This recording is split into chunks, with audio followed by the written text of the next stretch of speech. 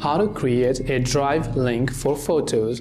So if you want to create a Google Drive link for your photos so that whenever you share that link, you maybe want to share that with someone else as well and they'll be able to view the photo using your link. It is very simple to do that. You can go to drive.google.com or you can open the Google Drive application on your mobile phone. Once done, we want to upload our picture to Google Drive. So tap on the plus new icon from the bottom right of the screen, then select upload. Once you select upload, simply select the image from your gallery that you'd like to upload to your Drive and tap the done button.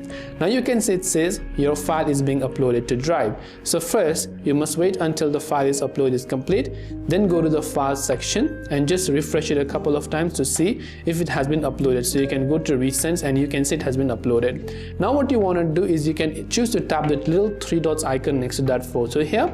Then there you can see the option called share. So you can tap on share. So when you tap on the share option, you can see manage access. Tap on the manage access and you can see currently it is restricted, but what we want to do is tap on change. So when we tap on change, we can just tap on it and select anyone with the link.